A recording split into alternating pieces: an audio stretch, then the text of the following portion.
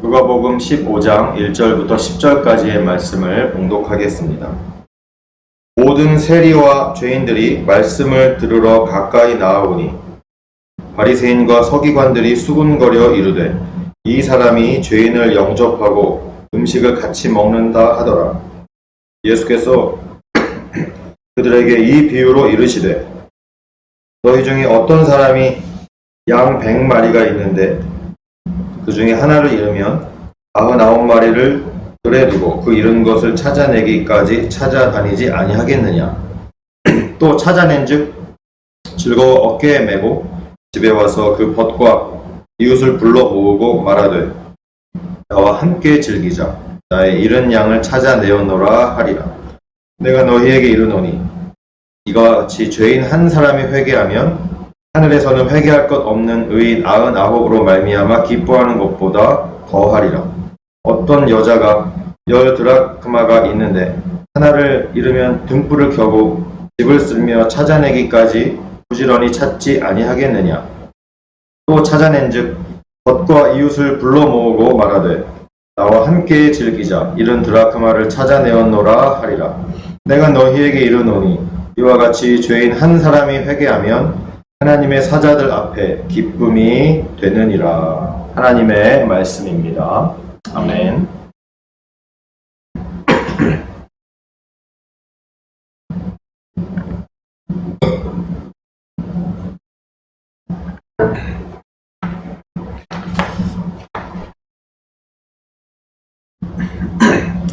할렐루야. 한 주간도 건강히 잘 지내셨나요? 오늘은 방금 읽어드린 누가복음 15장에 있는 말씀을 가지고 기쁨의 이유라는 제목으로 함께 말씀을 나누기 원합니다. 여러분 요즘 어떻게 하루하루가 기쁘게 살아가고 계십니까? 행복하고 기쁜 즐거운 인생을 잘 살아가고 계십니까? 요즘 사실 그렇게 쉽지 않죠. 그죠? 코로나 때문에 마음대로 마음껏 밖에 나가지도 못하고 아직도 여전히 마스크를 써야 되는 그런 상황도 있고, 하지만 우리는 아무리 상황이 그래도 매일매일의 삶이 기쁘고 즐거운 인생이기를 누구나 소망합니다. 그러시죠? 어느 누구도 하루하루 매일매일의 삶이 고통받고 막 힘들고 그런 인생, 슬프고 그런 인생을 꿈꾸진 않습니다. 그죠? 기쁜 인생을 살기를 원합니다. 여러분이 꿈꾸고 계신, 원하시는 그런 기쁜 인생은 그럼 무엇입니까? 기쁘고 즐거운 인생. 예를 들면 보통 흔히 생각하는 게 이런 것들이겠죠. 큰 돈을 벌게 된다. 큰 돈을 벌게 되어서 너무 기쁜 거죠. 저희 성도님들 중에 복권 하시는 분이 있는지 모르겠는데 복권을 사가지고 복권이 막 당첨이 되어가지고 큰 돈을 벌게 되는 꿈을 꾸기도 하고, 그죠? 아니면 직장에서 일이 잘 돼서 승진을 하게 된다든지, 그것도 기쁜 일일 수 있겠죠. 아니면 지금 하고 있는 사업이 잘 되어가지고 사업이 막 번창하고 돈도 많이 벌고 이런 일이 된다든지, 아니면은 우리의 사랑하는 자녀들이 좋은 학교에 들어가게 된다든지, 학교를 졸업하고 아주 누가 봐도 번듯하고 부러워할 만한 그런 좋은 직장에 취직을 하게 된다든지, 그죠? 많은 사람들이 이런 것 때문에 기뻐합니다. 더 좋은 차를 사게 됐다든지, 더 크고 안락한 집을 사게 됐다든지, 이런 것들이 소소하지만 그래도 우리가 주로 기쁨을 느끼는 일이 아니겠습니까? 그런데 오늘 누가복음 15장에는 우리가 정말 기뻐해야 할 일이 무엇인지 예수님께서 세 가지 비유를 통하여서 말씀해 주고 계십니다. 저희가 오늘 15장 10절까지밖에 읽지 않았는데 15장 전체까지 원래는 읽어야 되는데 15장 아까 10절까지 읽은 것엔 두 가지 비유가 나오고 읽지 않은 뒷부분에는 한 가지 비유가 더 나와서 총 세 가지의 비유가 이 누가복음 15장에서 예수님이 말씀하고 계십니다. 누가복음 15장이 이렇게 시작하죠. 우리가 좀 전에 읽었는데 제가 다시 앞부분을 읽어볼게요. 1절 모든 세리와 죄인들이 말씀을 들으러 가까이 나아오니. 그죠? 예수님은 늘 세리와 죄인들과 함께 이렇게 함께 하시고 말씀도 나누시고 하셨잖아요. 그죠? 그런데 2절에 보니까 바리새인과 서기관들이 수군거려 이르되 이 사람이 죄인을 영접하고 음식을 같이 먹는다 하더라. 이렇게 별로 좋게 생각하지 않는 거예요. 예수님이 세리나 죄인들 이런 사람들하고 같이 어울리고 말씀 나누고 식사도 하고 이런 게 좋게 보이지 않는 거예요. 왜 안 좋게 보일까요? 그냥 바리새인들이 생각하기에 이런 사람들은 죄인이기 때문에요. 죄인이기 때문에 아니 우리 같은 의인이 우리 같은 바리새인 우리 의인이 우리 같은 서기관 같은 우리 의인이 어떻게 이런 세리나 죄인 같은 사람들하고 같이 함께 할 수 있을까 이렇게 생각을 하는 거죠. 그들과 함께 대화하는 것도 별로 좋은 게 아니고 그들과 함께 예배드리는 것도 좋은 게 아니고 심지어 그들과 함께 식사를 하는 것도 상상도 할 수 없는 말도 안 되는 일인데 어떻게 스스로 하나님의 아들이라고 자처하는 예수라는 사람이 이렇게 죄인들하고 어울리나 이렇게 생각을 하는 것이죠. 그러면서 3절 예수께서 그들에게 이 비유로 이르시되 하면서 세 가지 비유를 스트레이트로 세 가지 비유를 그냥 연속적으로 이 바리새인들에게 말씀해주고 계신 것입니다. 그래서 오늘 세 가지 비유가 나오는데 아까 우리가 읽은 건 두 가지 비유가 나왔다고 그랬죠.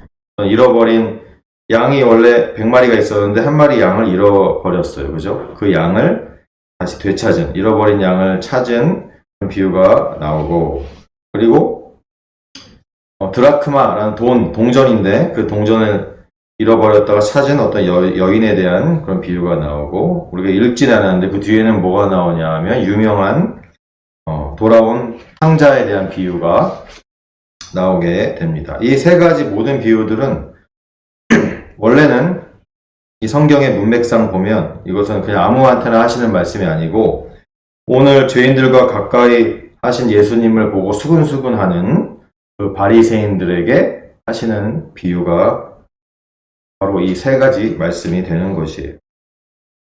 바리새인들에게 하는 말씀이에요. 바리새인들에게. 그래서 그 비유들을 한 가지씩 짧게 이 시간에 살펴보기를 원합니다. 오늘 첫 번째 그 비유가 잃어버린 양을 찾은 목자에 대한 비유가 4절부터 나오지요. 제가 다시 한번 읽어볼 테니까 한번 눈으로 혹은 그냥 제가 읽어드리는 말씀을 귀로 이렇게 따라오시기 바랍니다. 4절부터 나옵니다. 너희 중에 어떤 사람이 양 100마리가 있는데 그 중에 하나를 잃으면 99마리를 들에 두고 그 잃은 것을 찾아내기까지 찾아다니지 아니하겠느냐.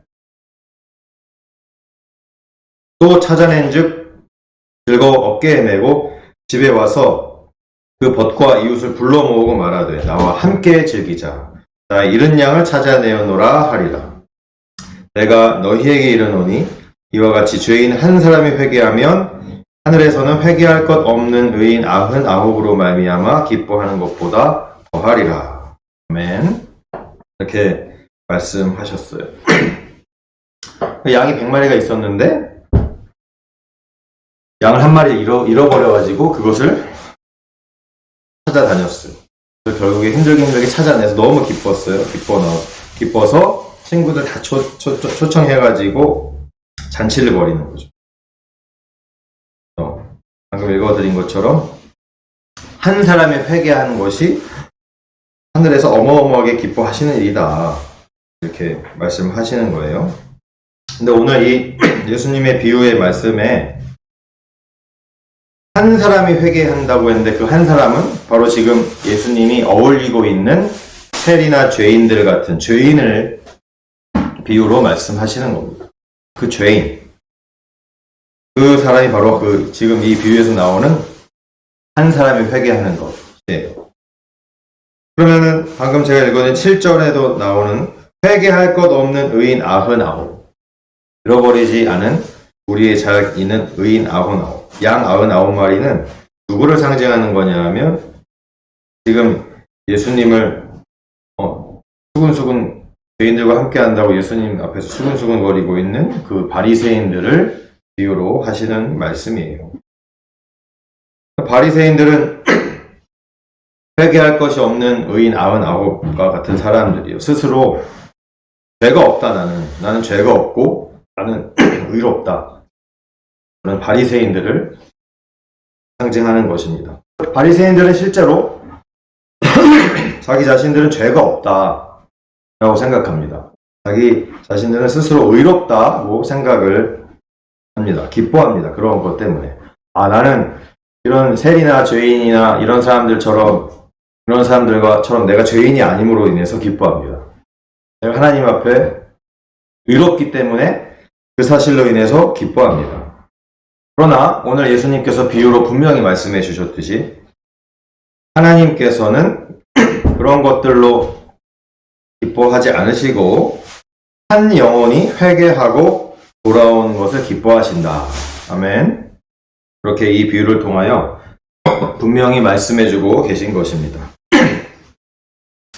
그 다음에 9절부터는 드라크마를 가지고 있다가 하나를 잃어버린 여인에 대한 비유의 이야기가 나오고 있어요.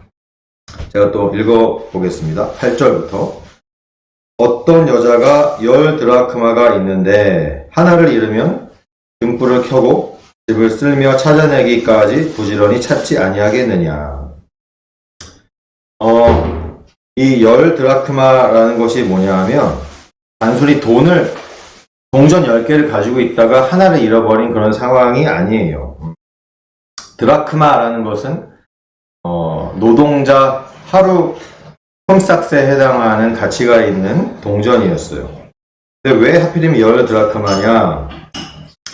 이 유대인들의 관습에 보면 남자가 어떤 한 여인과 결혼을 할 때 요즘은 결혼하면은 결혼 반지를 선물을 하잖아요. 그죠? 근데 이 당시 유대인들은 결혼할 때 드라크마를 10개 동전을 꿰어가지고 여자의 머리 장식으로 이렇게 주었다고 합니다.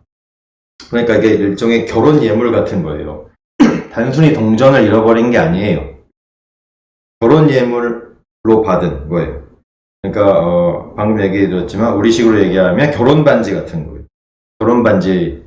물론 이제 10개의 드라크마를 꿰서 머리에다 쓰는 그런 장식인데 이거를 하고 있는 여자를 보면은 이 사람이 결혼한 여자구나 라고 우리가 알 수 있는 거죠. 마치 결혼 반지를 끼고 있으면 결혼했구나 라고 아는 것처럼. 그래서 근데 그걸 하나를 잊어버린 거죠. 그걸 하나 잊어버린 거. 그거를 찾았대요.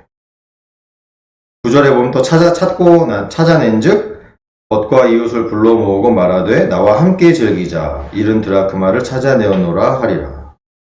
9절 내가 너희에게 이르노니 이와 같이 죄인 한 사람이 회개하면 하나님의 사자들 앞에 기쁨이 되느니라. 아멘. 이 여인이 요즘식으로 하면 결혼 반지를 잊어버린 거예요. 결혼 반지를 잊어버렸다가 온 집안을 샅샅이 뒤져가지고 결국 찾는 거예요. 마치 그러는 거예요. 여러분, 이 결혼 반지 요즘은 이제 그런 사람이 별로 없죠, 그죠? 그래도 먹고 살기가 과거보다는 많이 좋아졌기 때문에 과거에 먹고 살기 힘들 때 결혼 반지를 전당포에 맡긴다든지 급히 팔아서 그죠? 이렇게 필요한 양식을 사기도 했지 않습니까? 어려운 시대에. 그리고 과거에 결혼 반지 요즘은 이제 다이아몬드로 많이 하는데 과거에는 금반지도 많이 했잖아요, 그죠? 쉽게 이렇게 팔아서 돈을 융통하기도 했잖아요. 유대 여인들도 마찬가지였어요. 과거에 그래서 신랑이 이런 드라크마 10개를 꿰어가지고 머리 장식으로 주면은 그거를 이제 가지고 있다가 정말 급하게 돈이 필요한 경우에는 그것을 빼서 사용하기도 하고 했다고 하더라고요. 하지만 이것은 그런 돈을 융통하는 것보다 더 중요한 것은 결혼. 나의 남편과 나와의 결혼을 상징하는 아주 중요한 결혼 예물이기 때문에 결혼의 증표기 때문에 그래서 이 하나를 잃어버린 게 더 얼마나 이게 참 안타까운 일인지를 보여주고 있는 것이죠. 단순히 돈을 잃어버린 게 아니라는 것이죠. 그래서 오늘 보면은 우리가 잘 이런 사실을 모르면 잘 이해가 안 가는 게 있는데 동전 하나 찾아냈다고 겉과 이웃을 다 불러 뭐 동네 잔치를 하는 게 이해가 안 가죠. 그죠? 잔치하는 비용이 돈이 더 많이 드는데 동전 하나 찾아냈다고 잔치를 하는 게 이해가 안 가요. 이건 단순히 그냥 동전이 아니고 이렇게 결혼 예물이기 때문에 의미가 있는 동전이기 때문에 그런 것이에요. 단순한 돈이 아니라 결혼 반지 같은 것이기 때문에. 그런데 오늘 이 비유를 지금 누가 듣고 있는 거라고 그랬죠? 바리새인들이 이걸 지금 듣고 있는 거예요. 예수님이 바리새인께 하시는 비유잖아요. 근데 그러나 이 바리새인들은 돈 자체를 너무 좋아해. 돈을 너무 좋아하고 돈을 모으기를 좋아해. 요즘 이 시대에도 이런 사람들이 있죠. 특히 이제 목사님들 중에도 돈 좋아하시는 목사님들 많이 있습니다. 안타깝게도. 그래가지고 뭐 당회 할 때마다 자기 사례비 올려달라고 맨날 자기 사례비 올려달라고 이렇게. 그러니까 성도들이 당연히 싫어하죠. 그런 목사님들도 있어요. 어떻게 해서 돈을 많이 모으고 돈을 좋아하는 목사님들도 있어요. 이 바리새인들이 그랬어요. 바리새인들이 돈을 너무 좋아했어요. 그래서 예수님이 아시고 지금 이 비유를 하시는 거예요. 바리새인들은 왜 이 여인이 그까지 동전 하나 찾았다고 해서 큰 잔치까지 벌이는지 아마 잘 이해를 못했을 수도 있습니다. 잔치하면 더 손해보기 때문에, 돈을 좋아하는 사람이라면. 하지만 그 돈의 가치가 중요한 것이 아니라 나의 그 결혼을 상징하는 그 결혼 예물을 찾는 게 더 중요하다는 것을 이해를 못하는 거예요. 거기에 더 의미가 있다는 거예요. 돈이 아니라. 마치 한 영혼이 회개하고 구원받는 것은 마치 이 결혼 반지 같은 한 동전 한 개를 잃어버렸다 되찾은 것처럼 너무너무 중요하고 의미가 있고 그것이 너무 기쁜 일이다 라는 것을 이렇게 비유로 말씀해 주시는 것입니다. 그리고 나서 우리가 읽지 않은 11절 이하에는 유명한 비유의 이야기가 나오고 있어요. 돌아온 탕자의 비유라고 얘기하는 비유를 계속해서 말씀해 주고 계신데 역시 마찬가지로 바리새인들에게 지금 이 얘기를 해 주고 계신 거예요. 예수님은 바리새인들에게 해 주시는 말씀입니다. 이게 우리가 시간상 너무 길어서 읽진 않았는데 제가 이 얘기를 해드릴게요. 뭐 유명한 얘기고 신앙생활 오래 하신 분들은 잘 아는 이야기입니다. 하지만 또 우리 예배 드리시는 분들 중에 초신자, 새신자도 계시기 때문에 제가 말씀을 드릴게요. 어떤 아버지가 계시고 아들이 2명이 있다 이렇게 나옵니다. 2 아들이 있어요. 큰 아들과 둘째 아들. 근데 이 둘째 아들이 아버지 말을 잘 안 듣는 아들인 것 같아요. 갑자기 아버지한테 이렇게 얘기합니다. 아버지 어차피 저한테 재산을 상속해 주실 건데 저한테 상속해 주실 그 분깃을 미리 땡겨 주세요. 제가 집을 나가서 살겠습니다. 이렇게 얘기를 해요. 근데 이 아버지는 순순히 그 아들한테 둘째 아들이 물려받을 재산을 상속해 줍니다. 근데 그 아들은 그거를 가지고 먼 나라를 갑니다. 먼 나라로 가서 그것을 잘 쓰느냐? 그렇지 않아요. 허랑방탕하게 씁니다. 허랑방탕하게 재산을 탕진하고 낭비하고 여러 사람들이랑 막 즐기며 이렇게 살아요. 근데 뭐 금방 돈이 다 떨어지게 되겠죠. 그죠? 돈이 다 떨어져서 더 이상 먹을 것도 없고 쓸 돈이 이제 없어요. 옆에 있던 친구들도 다 떠나가고. 근데 또 마침 그때 가뜩이나 먹을 게 없는데 흉년이 들었어요. 그런 상황이에요. 먹을 것이 없는 상황이에요. 그래서 이 둘째 아들이 먹을 것도 없어서 나중에 어떻게 하냐 하면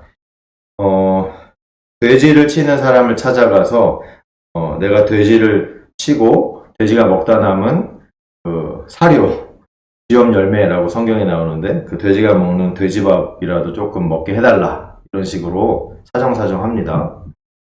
그래서 결국에는 돼지를 치게 돼요. 돼지를 키우고 돼지를 치고 있다가 나중에는 그 돼지가 먹는 쥐엄 열매, 사료 같은 거를 먹게 되고 막 그런 상황이 돼요. 근데 그것도 마음대로 막 먹을 수가 없는 그런 상황이죠. 그래서 이제 생각하는 거예요. 아, 내가 아버지 품을 떠나서 이렇게 다른 나라에 와가지고 흥청망청 살다가 이제는 굶어 죽게 됐구나. 내가 아버지께 죄를 졌구나. 이렇게 생각하게 됩니다. 그리고 아버지께로 돌아가고 싶은 마음이 생겨요.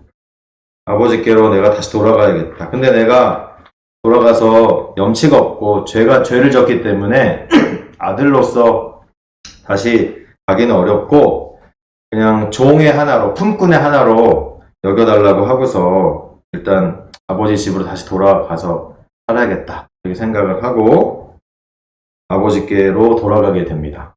근데 이제 그 아들이 이제 집으로 돌아오는 것을 멀리서 아버지가 먼저 보게 됩니다. 집으로 다 돌아오지도 않았는데 진짜 버선발로 뛰쳐나가서 그 아들을 보자마자 끌어안고 입을 맞추고 너무너무 반갑게 기쁘게 맞아드립니다.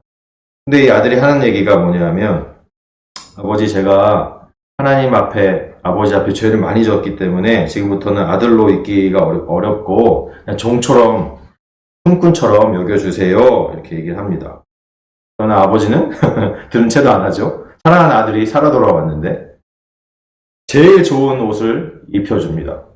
그리고 손에 가락지를 끼워줍니다. 그리고 발에 제일 좋은 신발을 신겨줍니다. 그리고 나서 살찐 송아지를 잡아가지고 온 집안 사람들이 큰 기쁨의 잔치를 하게 됩니다. 이렇게 끝나면 그냥 해피엔딩으로 기쁘게 끝나는데 성경은 첫째 아들의 반응에 대해서 이렇게 또 말씀을 해주고 계세요.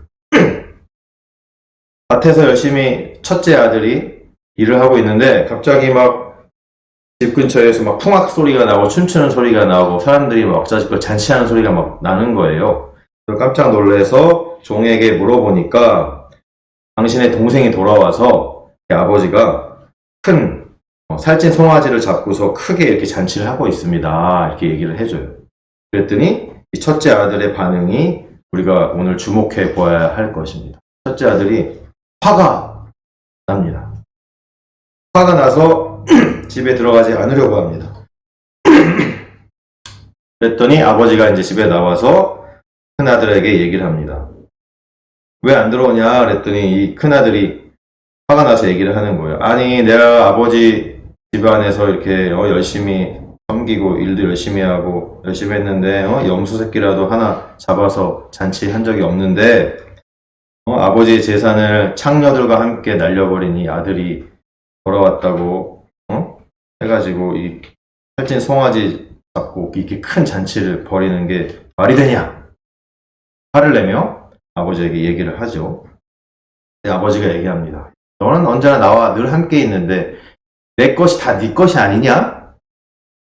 하지만 네 동생은 이역만리 타구에 갔다가 이렇게 죽었는지 살았는지도 몰랐는데 이렇게 무사히 살아서 돌아왔으니 얼마나 우리가 기뻐하는 것이 마땅하지 않겠니?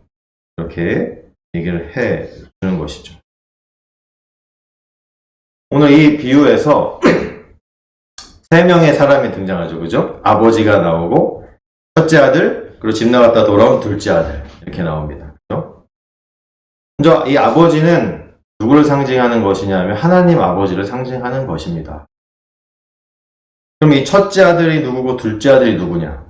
먼저 집 나간 둘째 아들, 집 나갔다 돌아온 둘째 아들은 누구냐 하면 바로 오늘 이 바리새인들이 경멸하게 생각하는 세리와 죄인들이에요. 예수님이 어울려서 밥 먹고 있는 죄인들을 얘기를 하는 거예요. 그 첫째 아들은 누구냐? 첫째 아들? 첫째 아들은 이 바리새인들을 얘기를 하는 거예요. 바리새인들. 누가 봐도 유대인 중에 유대인들이고 하나님의 말씀을 잘 듣는 것처럼 보이고 말씀대로 사는 것처럼 보이는 그 바리새인들이 바로 이 첫째 아들입니다. 첫째 아들. 둘째 아들은 아버지 말씀을 애초부터 듣지 않았어요. 처음부터 듣지도 않고, 그죠? 그러니까 완전히 죄인이 완전 불신자, 그죠? 상징하는 거잖아요. 근데 이 집 나간 둘째 아들이 회개하고 아버지 집으로 무사히 돌아왔을 때 크게 기뻐하는 것은 마치 예수 안 믿는 불신자가 예수 안 믿는 불신자가 예수님 믿고 회개하고 구원받는 것을 상징하는 겁니다. 오늘 이 본문에 나오는 죄인들, 세리나 죄인들이 회개하고 예수 믿고 구원받는 것을 상징하는 거예요.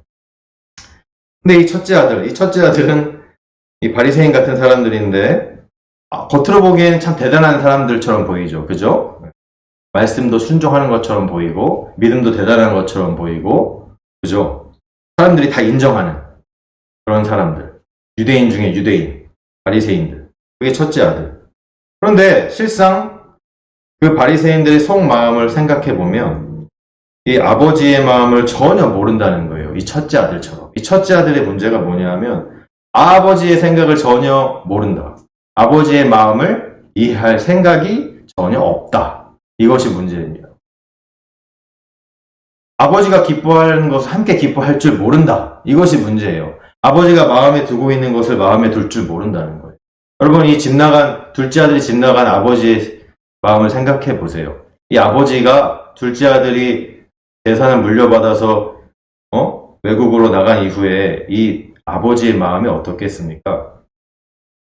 아버지의 마음이 어디를 향해 있겠습니까? 집 나간 둘째 아들이 아니겠습니까? 이 아들이 음식을 제대로 먹고 자고 건강한지 살아있는지 죽어있는지 이것에 온통 신경을 쓰고 있는 이 아버지의 마음이 아니겠습니까? 그런데 이 첫째 아들의 마음은 어땠을까요? 첫째 아들은 아버지가 그렇게 둘째 아들 걱정하고 있는 걸 별로 신경 안 썼어요. 안 쓰고 뭐에 신경 쓰냐 하면 어떻게 하면은 우리 집이 더 사업을 크게 잘 해가지고 더 수확량이 어떻게 더 많이 늘어서 어떻게 더 많이 돈을 벌고 어떻게 더 아버지가 기쁘게 해드릴까. 그리고 이렇게 해서 우리 집이 어떻게 더 가업이 더 커지고 우리가 더 어떻게 크게 번성한 우리 가족이 될까. 이런 것에 오히려 더 신경을 쓰고 집안일을 열심히 하는 것에만 이렇게 집중을 하였던 첫째 아들임을 알 수가 있습니다. 그러니까 아버지가 그것을 알아주지 않으니까 서운한 거예요. 아버지가 이 첫째 아들의 노고를 알아주지 않는다고 생각을 하는 거예요. 내가 이 집안을 위해서 얼마나 헌신하고 희생했는데 나를 위해서는 염소 새끼라도 한 마리 안 잡아가지고 친구 불러서 잔치한 적 한 번도 없는데 재산을 창녀랑 다 탕진하고 온 둘째를 위해서 이렇게 크게 잔치를 하는 게 못마땅한 거예요. 여러분, 이 세 명의 지금 이해관계, 마음이 여러분 이해가 가십니까? 이런 상황입니다. 여러분, 이 바리새인과 같은 사람, 오늘 이 비유에 나오는 첫째 아들과 같은 사람은 어떤 사람이냐 하면은 돈과 명예를 중요하게 생각하는 사람입니다. 부와 명성을 중요하게 생각하는 사람이에요. 사람들에게 인정받는 것을 기뻐합니다. 아버지에게, 이 첫 아들은, 이 장남은 아버지에게 칭찬받기를 원했어요. 그렇게 열심히 일했는데 사람들에게 인정받고 칭찬받는 것을 기뻐합니다. 그것이 바리새인 같은 사람이에요. 교회 안에도 이렇게 큰 아들과 같은 태도를 갖고 있는 사람들이 분명히 있습니다.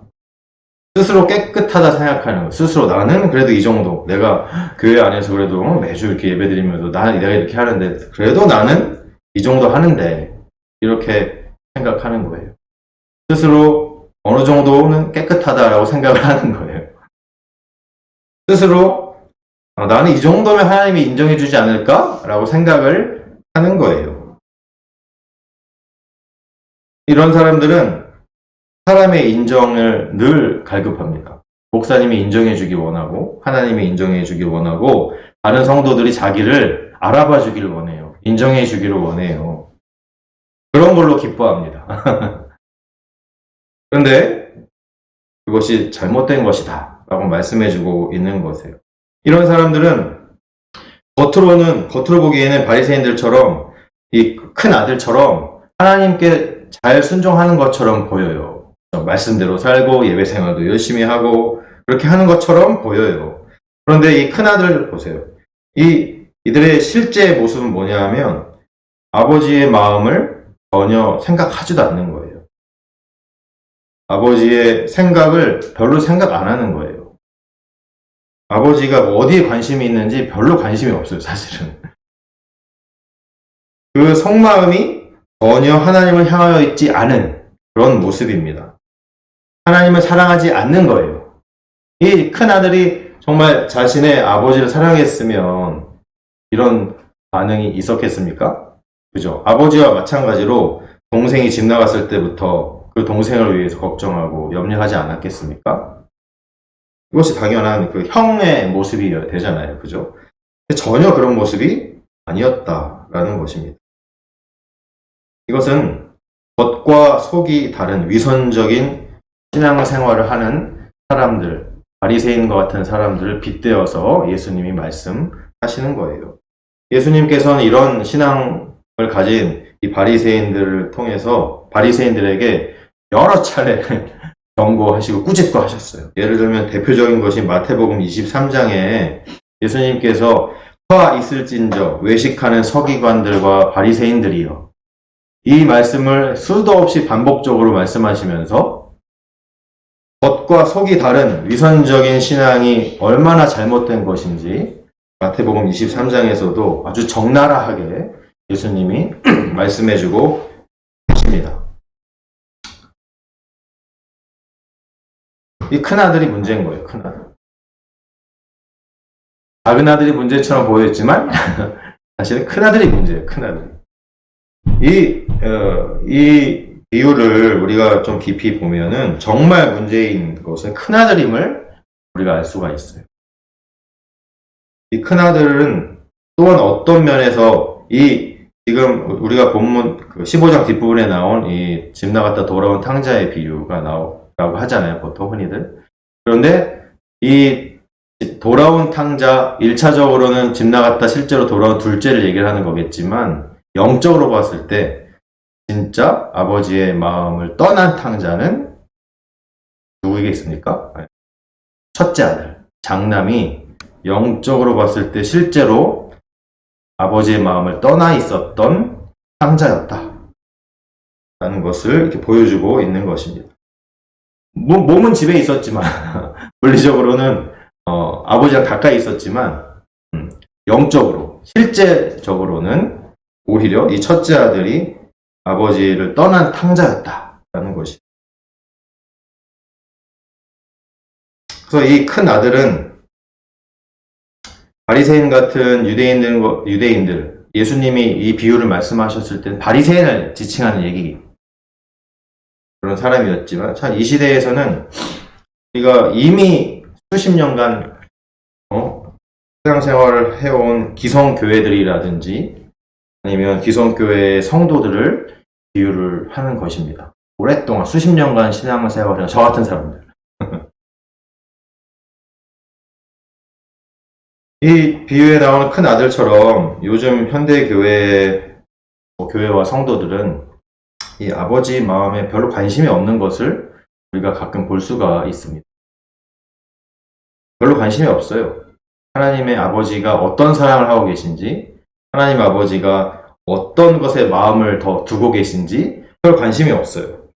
오히려 그런 관심이 없고 마치 이 큰 아들처럼 교회 안에서 내가 그냥 편하게 신앙생활 하는 것, 내 몸이 위로받고 내 마음이 위로받고 그냥 매주 예배 열심히 드리면서 교회에서 그냥 시키는 거 열심히 봉사하는 것만으로도 정말 충분히 하나님께 칭찬받을 만하다라고 착각하고 있는 큰 아들과 같은 것입니다. 이 큰아들 같은 성도들은 다른 사람들과 하나님이 나의 예배 생활을 인정해 주기를 원해요. 나의 헌신을 인정해 주고 칭찬해 주기를 원하는 거예요. 내가 그냥 편안하게 봐도 안 받고 그냥 교회 생활하고 신앙생활 하는 것을 원하는 거예요. 그런 걸 통해서 기쁨이 있는 거예요. 하나님 마음은 별로 생각 안 해요. 그렇기 때문에 선교와 전도를 통한 영혼 구원에도 별 관심이 없어요. 이런 사람들은. 그게 아버지 하나님이 제일 관심 있어 하는 건데, 이런 성도들은, 이 큰아들 같은 성도들은 관심이 없는 거예요. 교회에 새 신자가 들어와도 별 기쁨이 없어요. 오히려 새 신자가 들어오면 혹시 이 사람들 때문에 나의 편안한 예배 생활이 방해가 혹시 될까? 나의 편안한 교회 생활에 방해가 될 수도 있다고 생각하는 사람들이 바로 이 바리새인, 그리고 이 첫째 아들과 같은 성도들입니다. 그리고 이런 사람들은 또 어떻게 하냐면, 새로운 새 신자들이 적응하기 힘들게 만들어요. 오히려 막 자신들의 모임에 끼워주지도 않아. 텃세를 부려. 이런 사람들이 있다는 것이죠.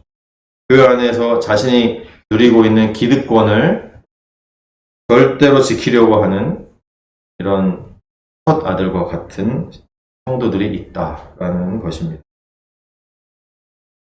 이 큰아들이 오늘 15장 뒷부분에 보면 아버지한테 얘기할 때 뭐라고 얘기했는지 한번 볼까요? 15장 30절에 아들이, 큰아들이 아버지한테 이렇게 얘기합니다. 아버지의 살림을 창녀들과 함께 삼켜버린 이 아들이 돌아오매 이를 위하여 살진 송아지를 잡으셨나이다. 이렇게 어이없다는 투로 자기 아버지한테 얘기를 해요. 근데 보세요. 자기 동생을 뭐라고 그랬어요? 창녀들과 함께 삼켜버린 이 아들. 이 아들이. 이 아들인데, 이걸 헬라어 성경을 보면 이 번역이 이 아들이 틀렸고 너의 아들로 되어야 됩니다. 이렇게 얘기하는 거예요. 아버지, 살림을 창녀들과 함께 삼켜버린 당신의 아들이 돌아오매 어떻게 살찐 송아리를 잡을 수 있겠습니까? 이렇게 얘기를 한 거예요. 당신의 아들이라고 얘기를 한 거예요. 근데 아버지가 얘기를 하는 거죠. 야, 너는 나와 항상 함께 있으니 내 것이 다 네 것인데, 32절에 네 동생은 죽었다가 살아난 게 아니니? 그래서 아버지는 이렇게 얘기를 해요. 너의 동생이다. 이 큰아들은 아버지한테 동생을 당신의 아들이다. 너의 아들이다. 이렇게 얘기를 했는데, 아버지는 이 형한테 너의 동생이다. 이렇게 얘기를 해주는 거예요. 그러니까 이 죽었다가 살아난 것 같은 네 동생을 위해서 우리가 즐거워하고 기뻐하는 것이 마땅하지 않니? 이렇게 얘기를 하는 겁니다. 무슨 얘기입니까? 즉, 교회 밖에 있는 불신자들, 우리 교회 밖에는 예수 안 믿는 사람들이 많이 있잖아요. 그죠? 교회 밖에 예수 안 믿는 수많은 사람들이 나와 아무 상관없는 하나님께서 알아서 그냥 구원하셔야 되는 그런 사람들이 아니다라는 거예요. 당신의 아들이 아니라는 거예요.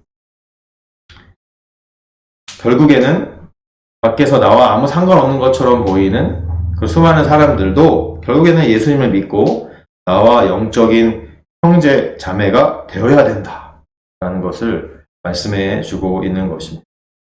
있습니까? 예수 안 믿는 교회 밖에 있는 사람들이 나와 아무 상관없는 사람이 아니라는 거예요. 바로 이의 영적인 형제 자매가 되어야 된다. 아멘. 이렇게 말씀하고 계신 것입니다. 그래서 이렇게 말씀하셨죠. 이 너의 동생은 죽었다가 다시 살아났었기 때문에, 내가 잃어버렸다가 다시 얻었기 때문에 우리가 함께 즐거워하고 기뻐하는 것이 마땅하다. 이렇게 말씀하시는 거예요. 그럼 무엇입니까? 이 첫 번째, 두 번째, 세 번째 비유까지 우리가 짧게 살펴봤는데, 그러면 우리가 진정으로 기뻐해야 하는 것이 무엇입니까? 그것은 바로 한 영혼의 구원이다. 라고 이렇게 예수님이 한 가지 비유만으로 말씀하신 것도 아니에요. 그죠?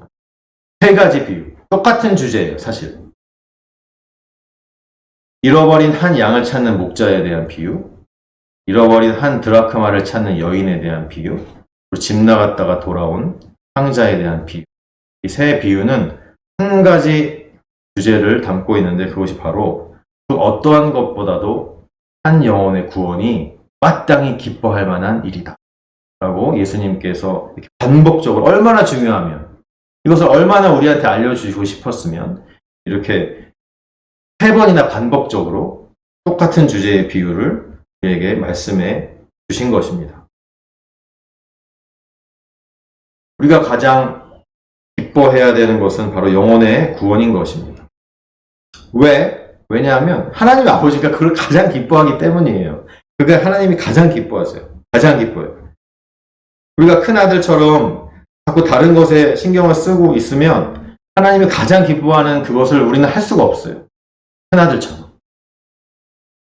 그러니까 큰아들이 되면 안 된다는 얘기예요. 하나님이 가장 기뻐하시는 전도와 선교에 마음을 제일 많이 써야 되고 가장 노력해야 하는 줄로 믿으시기 바랍니다.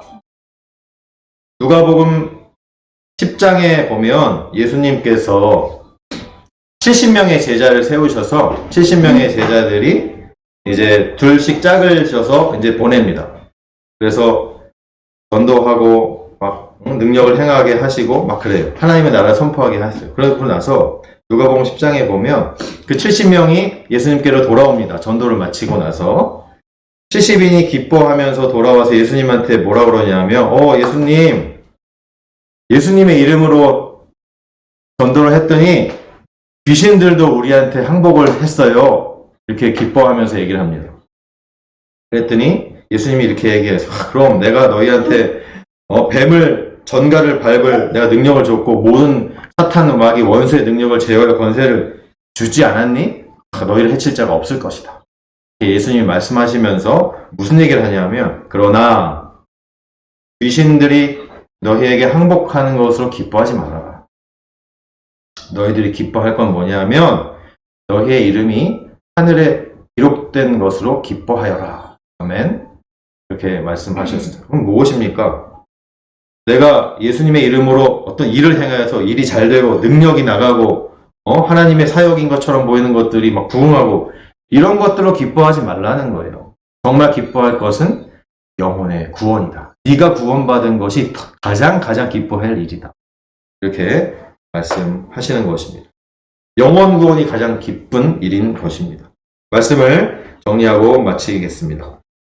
예수님께서는 위선적인 신앙생활을 하는 바리새인들에게 3가지 비유를 말씀하시면서 우리가 정말 진정으로 기뻐해야 할 것이 무엇인지 말씀해 주셨습니다.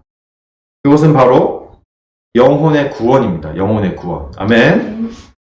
우리가 매주 이렇게 교회라는 이름으로 이렇게 함께 모여서 예배를 드리고 있잖아요. 교회가 있어야 되는 이유는 여러 가지입니다. 여러 가지가 있는데 이렇게 매주 예배를 드리고 그냥 교회를 통해서 신앙생활을 하려는 목적은 아주 미약하고 작은 이유에 불과합니다.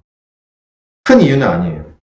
하나님께서 우리의 교회를 통해서 가장 기대하시고 가장 기뻐하는 것이 뭐냐 하면 한 영혼이라도 정말 한 영혼이라도 이 교회를 통하여 예수님을 믿고 구원받게 되는 것임을 우리는 절대로 잊으면 안 되는 것입니다.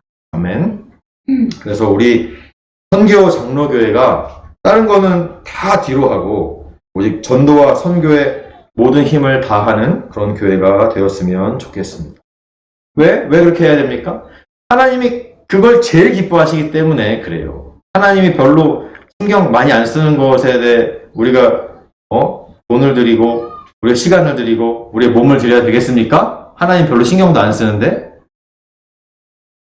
우리 선교 장로 교회는 교회 이름에도 선교가 들어가듯이 하나님께서 제일 신경 쓰시고 하나님께서 제일 마음 두시고 하나님께서 제일 기뻐하시는 전도와 선교의 모든 것을 다 헌신하는 그런 복된 교회가 되시길 주님의 이름으로 축원드립니다. 아멘.